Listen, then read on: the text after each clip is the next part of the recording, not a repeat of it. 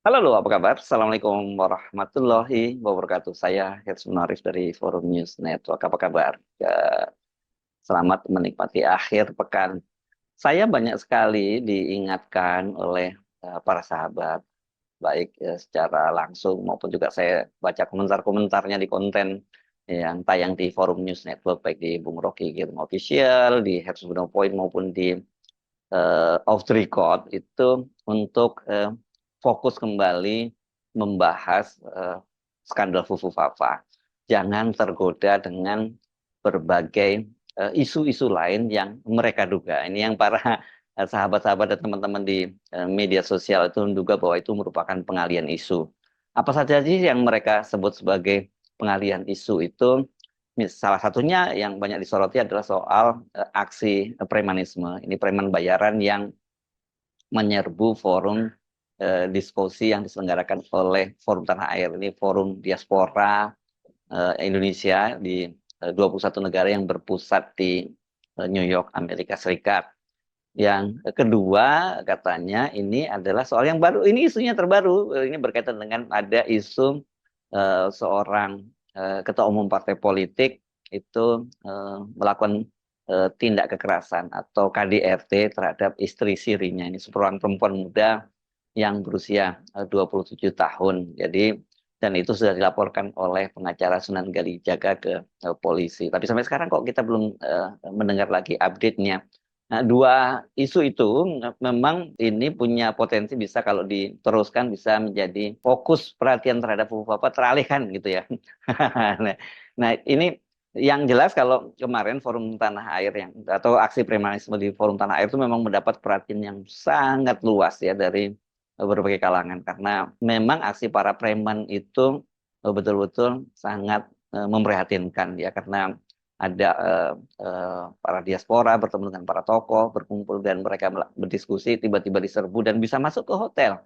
Itu kan jelas ini mengundang perhatian yang sangat luas karena sangat berbahaya hal semacam ini kalau dibiarkan. Sementara dari kalangan para pelaku pariwisata, hotel dan restoran ini juga mengkhawatirkan. Nah, mengapa kemudian juga PHRI juga bersuara keras. Ini karena perhatian yang begitu luas itu kemudian banyak khawatir bahwa ini nanti orang tidak lagi membicarakan soal fufu fafa tapi lebih fokus bicara soal isu tadi ya soal isu premanisme. Jadi saya kira ini dua-duanya tetap harus kita kawal ya.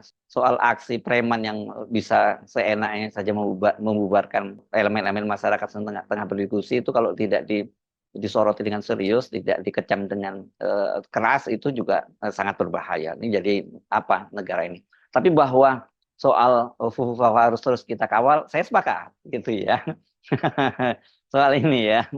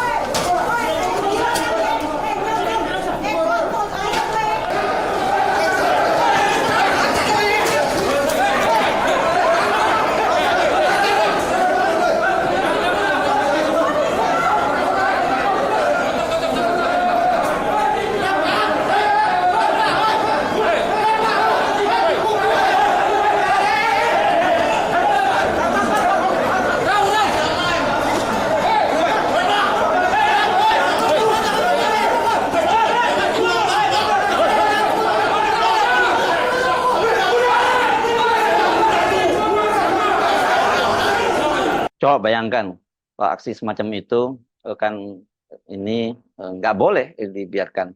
Apakah kemudian ini jadi salah satu pengalian isu? Mungkin iya, bisa jadi seperti itu, ya. Karena apa? Karena kan agak nggak masuk akal kalau kemudian ini para preman yang ditangkap itu mengaku bahwa itu mereka tidak ada yang mengorder mereka itu atas inisiatif mereka itu seperti dikatakan oleh pengacaranya. Ini nggak masuk akal. Memang siapa mereka? Apa urusannya dengan diskusi semacam itu? Dan kemudian apalagi yang disasar adalah tokoh koalisi aksi menyelamatkan Indonesia. yang presidiumnya adalah Profesor Din Samsudin, Pak Gatot Nurmantio, Jenderal Gatot Nurmantio, dan Profesor Rahmat Wahab gitu ya. Ini seorang tokoh NU, mantan rektor Universitas Negeri Yogyakarta. Kan nggak ada kait mengaitnya lah antara antara mereka ini, para preman ini dengan tokoh-tokoh kami itu. Dan kalau kemudian toh dikait-kaitkan itu misalnya ya karena sekarang ini kan selain kalau tokoh-tokoh kami itu terus mengkritisi pemerintahan gitu. Jadi mereka ini adalah dapat order gitu yang lebih tepat begitu ya. Walaupun sebenarnya kenapa kok tiba-tiba sekarang muncul itu hal serupa begitu? Apakah karena ini para tokoh kami belakangan ini aktif melakukan advokasi terhadap masyarakat? Said Didu misalnya sekarang sedang membela warga di kawasan Tangerang sampai Banten yang sekarang ini lahannya digusur untuk proyek strategis nasional Pantai Indah Kapuk 2 dan kemudian Pak Gatot Nurmantio sekarang juga sedang melakukan advokasi membela warga di Sentul yang lahannya digusur oleh Sentul City gitu ya. Jadi ini adalah developer perumahan Sentul City. Kalau itu mungkin dikaitkannya ini bukan motifnya bukan motif pengalihan gitu. Ini ada motif para oligarki yang terganggu oleh sepak terjang para tokoh kami. Tapi bahwa kemudian itu disebut pengalihan, ya mungkin juga bisa bisa benar adanya karena untuk sementara gitu ya. Fokusnya kemarin itu kan dalam beberapa hari ini sampai sekarang sebenarnya masih terus berlangsung ya karena orang kan sedang menuntut siapa otak di balik aksi itu.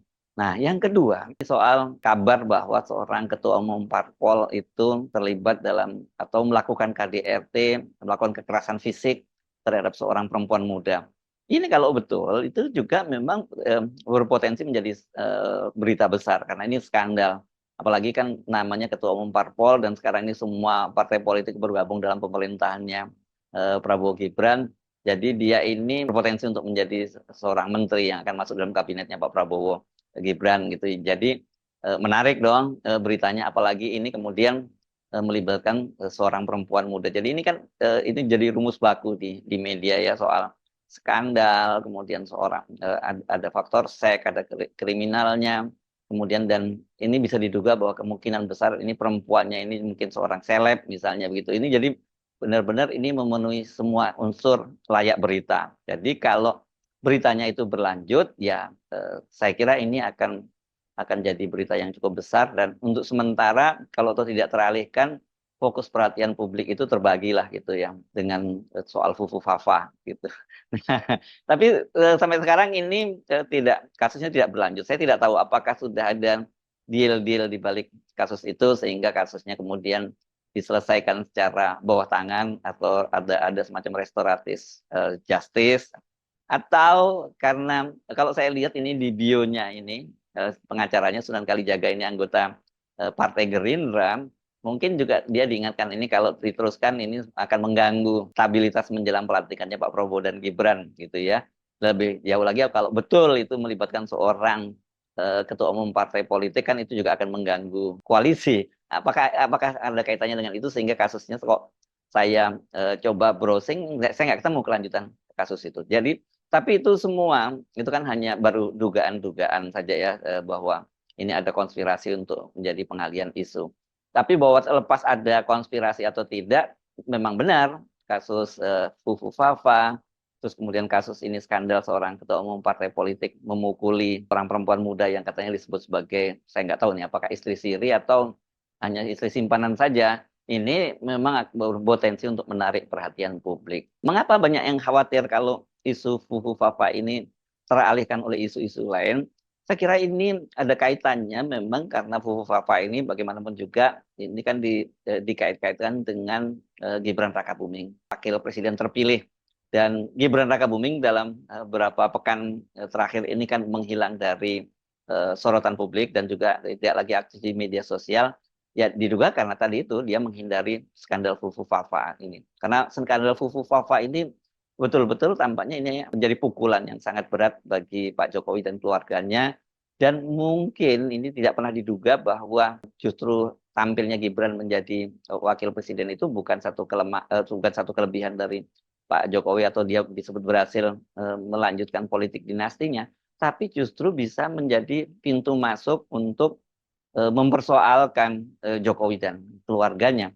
Kenapa? Karena memang skandal Fufu Fafa ini betul-betul skandal yang memalukan dan itu bisa berdampak pada dibatalkannya pelantikan Gibran sebagai wakil presiden. Suara-suara semacam itu belakangan ini muncul dan argumennya saya kira memang tidak berlebih-lebihan ya. Karena apa? Karena sebagai seorang wakil presiden itu kalau berdasarkan undang-undangnya pada undang-undang pemilu misalnya itu disebutkan bahwa pasal 169 itu huruf J itu disebutkan bahwa syarat menjadi seorang presiden dan wakil presiden ini tidak pernah melakukan perbuatan yang tercela. Nah, perbuatan yang tercela itu kalau kita baca penjelasannya itu berkaitan dengan norma adat, ya, juga norma-norma hukum dan sebagainya. Nah, ini kalau kita lihat dari cuitan-cuitan dari Fufu Fafa, ini betul-betul secara norma adat gitu ya dan norma susila, memang betul-betul ini sebuah pelanggaran besar dan tidak layak ada seorang wakil presiden itu kalau kemudian di masa lalunya ternyata dia pernah melakukan perbuatan-perbuatan semacam itu. Orang jadi bertanya-tanya, bagaimana ini adat dan norma-norma kesusilaan dari seorang wakil presiden karena jelas satu di situ yang banyak disoroti adalah omesnya itu, otak mesumnya itu ya, dan kemudian dia terobsesi juga dengan para artis-artis khususnya itu bagian tubuh artis yakni soal payudara. Ini dia dalam berbagai cuitannya kan Fufu Fafa itu menyoroti banyak sekali artis itu dan khusus bagian tubuhnya itu payudaranya itu. Sebutlah nama Syahrini, Cinta Laura, Nadia Mulia, kemudian bahkan yang sekarang ini artis yang jadi politisi seperti Wanda Hamidah dan kemudian Rahel Mariam itu semua disoroti soal itu beda-beda. Dan dia kelihatannya dia terobsesi dengan perempuan-perempuan yang punya payudara yang cukup besar gitu atau montok begitu. Dan kemudian juga rasis. Ini kan pernah dalam satu unggahannya dia menyebut sebagai seorang kader Gerindra dari Papua itu mungkin rumahnya pernah terbakar karena kemudian ini kaitannya dengan kulitnya yang hitam. Ini kan nggak pantas ada seorang wakil presiden meskipun dia di masa lalunya pernah mencuit semacam itu, ini kan jejak digital gitu. Belum lagi kemudian ini kaitannya dengan hubungannya dengan presiden yang terpilih Pak Prabowo Subianto dan keluarganya. Cuitan-cuitannya itu saya sih nggak tega ya untuk membacakan ulang lagi karena nggak pantas dilakukan tuh. Apalagi kalau ini peristiwanya pada waktu tahun 2014 itu kan berarti ini 10 tahun yang lalu dan pada saat itu usia Gibran itu adalah 27 tahun. Jadi dia udah pria yang dewasa. Dan kalau pria dewasa dia sudah bisa secara hukum dia harus bertanggung jawab terhadap ucapan-ucapannya itu. Jadi ini memang bisa dia harusnya dibatalkan. Yang kedua ini soal kesehatan mental dari Pak Wapres. Ini yang banyak sekali dikhawatirkan ya kan? Dan kalau sampai karena apa? Karena ucapan-ucapan itu ya menunjukkan orang ini secara kejiwaan atau kesehatan mentalnya dia terganggu. Bahkan misalnya ada misalnya dokter Tifa menyebutnya ini dia psikopat begitu ya. Dan kita tahu bahwa salah satu syarat dari seorang presiden dan wakil presiden itu adalah kesehatan fisik dan rohaninya, kesehatan fisik dan mentalnya. Karena itulah kemudian dilakukan pemeriksaan secara menyeluruh ketika seorang calon presiden dan wakil presiden itu dia mengajukan maju menjadi kandidat. Dan ini kan dilakukan biasanya di RSPAD Jakarta. Itu bukan hanya kesehatan fisiknya ya, tapi juga secara mental kan ada tes-tes kejiwaan di situ. Nah itu jadi pertanyaan, apakah pada waktu itu tidak terbaca kecenderungan semacam itu pada Gibran? Kalau dia kemudian identik dengan Fufu Fafa. Kalau dia terbaca, kemudian mengapa kok dia diloloskan? Ini kan jadi kemudian melebar kemana-mana. Ini yang harus juga dipertanggungjawabkan oleh para dokter. Dan lebih berbahaya lagi dengan kesehatan mental semacam itu, kalau nantinya dia dilantik menjadi wakil presiden dan berpotensi menjadi presiden, ini kan sangat berbahaya. Jadi secara moral itu dia tercela, dan kemudian secara kesehatan mentalnya dia tidak fit for the office gitu ya. Dia tidak cukup siap untuk mengelola sebuah kantor pemerintahan seperti kantor wakil presiden. Jadi ini saya kira yang banyak dipersoalkan, makanya muncul desakan-desakan agar terus fokus dipersoalkan masalah Fufu Fafa ini dan kemudian targetnya dibatalkan. Saya kira kalau saya mencermati opini yang berkembang, ada dua alasan gitu mengapa kemudian mereka ini sangat bersemangat untuk terus mempersoalkan Fufu Fafa dan betul-betul harus diupayakan targetnya pokoknya Gibran jangan sampai dilantik sebagai wakil presiden. Kalau toh nantinya tetap dilantik ya, nanti setelah dilantik dia akan diimpeach gitu. Saya melihatnya ada dua. Yang pertama ini karena berkaitan dengan politik dinasti. Karena Gibran adalah anak kandung Pak Jokowi dan kita semua tahu bahwa prosesnya itu melanggar hukum ya, disebut sebagai anak haram konstitusi karena pada waktu dia lolos menjadi calon presiden itu karena dibantu oleh pamannya yang menjadi ketua Mahkamah Konstitusi.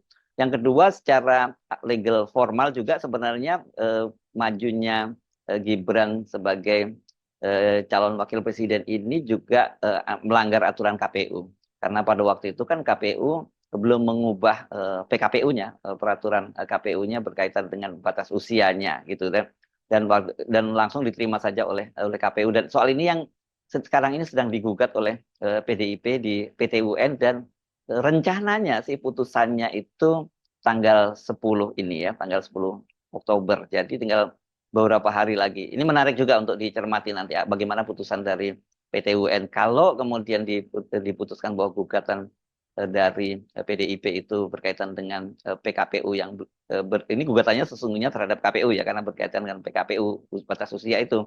Tetapi konsekuensinya itu pelantikan Gibran juga bisa dibatalkan. Jadi ini ada persoalan hukum yang dilanggar oleh oleh Gibran dan keluarganya. Kedua, ini berkaitan dengan dinasti ya, politik dinasti karena Gibran dilihat ini sebagai kelanjutan dari dinasti Jokowi dan sekarang ini banyak sekali orang mulai sadar kembali gitu bahwa selama 2 periode memerintah berkuasa di Indonesia itu banyak sekali kerusakan-kerusakan yang dilakukan oleh Jokowi dan orang melihat Gibran itu lebih khawatir lagi karena diperkirakan kalau Gibran itu nanti memerintah bahkan apalagi menjadi presiden itu pasti akan diperkirakan akan lebih buruk dari Pak Jokowi. Itu yang kedua ya. Oh, yang ada yang ketiga ya sebenarnya ya berarti ya. Yang ketiga itu tadi berkaitan dengan soal kesehatan mental dan juga masalah moral dari Gibran. Jadi saya kira ini bukan sekedar sentimen biasa saja gitu, tapi sentimen memang ada sentimennya, tapi kemudian didasari dengan argumen yang cukup kuat. Saya kira itu ya yang menjadi alasan dari beberapa sahabat, beberapa viewer di channel-channel Forum News Network ini mengingatkan bahwa harus fokus kembali ke Fufu Fafa. Dan saya kira ini sekarang setelah tragedi Forum Tanah Air yang diskusinya dibubarkan oleh preman dan sudah ditangani oleh polisi, memang sekarang kita tinggal menunggu siapa sebenarnya otaknya. Ini isu ini mungkin sudah mulai tidak lagi hip lagi ya. Sudah tidak jangan dikhawatirkan lagi ini akan mengalihkan isu Fufu Fafa. Begitu juga dengan skandal tadi ketua umum parpol yang menganiaya seorang perempuan ini sadis juga loh penganiayaannya ini jadi menendang, memukul, bahkan menjedotkan kepalanya ke dinding. Ini kan sangat serius gitu. Kelihatannya kok saya lihat nggak berlanjut ya sampai sekarang belum ada tadinya janjinya akan ada jumpa pers sampai sekarang belum ada jumpa pers gitu. Jadi mungkin kasus ini juga bisa kita kesampingkan karena itu kita bisa fokus sepenuhnya untuk mengawal Fufu Fafa. Nah, berkaitan dengan Fufu Fafa ini kan kemarin itu Gibran itu sudah setelah sekian lama menghilang sudah mulai muncul. Dia muncul di hari ulang tahun peringatan hari ulang tahun TNI ke-79. Dan seperti kita juga bisa saksikan video-videonya kan kelihatan sekali bahwa Gibran itu sekarang ini dalam kondisi yang sangat secara mental dalam tekanan yang luar biasa ya. Dia datang jalan seperti robot gitu tanpa ekspresi apapun, kemudian wajahnya terlihat itu kuyu begitu dan kemudian indikator yang paling terlihat adalah kantong matanya yang sangat tebal gitu ya. Kan biasanya kalau orang kantong matanya tebal jadi selain dia kurang istirahat, kurang tidur, itu juga stres yang cukup tinggi. Jadi ini sebenarnya skandal Fufu Fafa ini menjadi tekanan berat buat Gibran khususnya dan juga keluarga Jokowi. Kenapa? Karena kalau kemudian ini bergulir ke ranah hukum maupun ranah politik dan kemudian Gibran itu diimpeach, ya berantakan ini mimpi Pak Jokowi untuk melanjutkan dinastinya gitu. Jangankan melanjutkan dinastinya, untuk cawe-cawe saja saya kira Pak Jokowi sudah tidak punya kesempatan lagi. Jadi saya sudah membayar utang saya, ya. Kita kembalikan ke jalur yang benar, kita kawal terus kasus Fuhu Hapa ini sampai nanti pelantikan tanggal 20 Oktober. Dan saya tahu ada beberapa teman yang sekarang ini sedang melakukan proses-proses politik untuk membatalkan pelantikan Gibran, dan ada juga mungkin akan mengambil jalur hukum ya untuk menuntut ini agar Gibran itu tidak dilantik menjadi wakil presiden. Kalau toh nantinya misalnya manuver-manuver politik ini yang mereka-mereka yang akan membatalkan pelantikan Gibran ini bisa dipatahkan dan Gibran itu dilantik menjadi wakil presiden, saya kira bukan selesai. Ini kasusnya masih akan terus berlanjut ya. Jadi memang sekarang ini kondisinya saya kira berat ini buat Gibran. Kalau dia tidak dilantik, itu tentu saja itu bisa memberantakan skenario dinastinya Pak Jokowi. Tapi kalau dia tetap dilantik, satu, dia akan menjadi beban buat Pak Prabowo dengan didampingi oleh seorang wakil presiden seperti Gibran yang harusnya itu bisa membantu Pak Prabowo dalam menjalankan pemerintahan yang sekarang ini kondisinya sangat-sangat berat, terutama dari sisi tekanan ekonomi.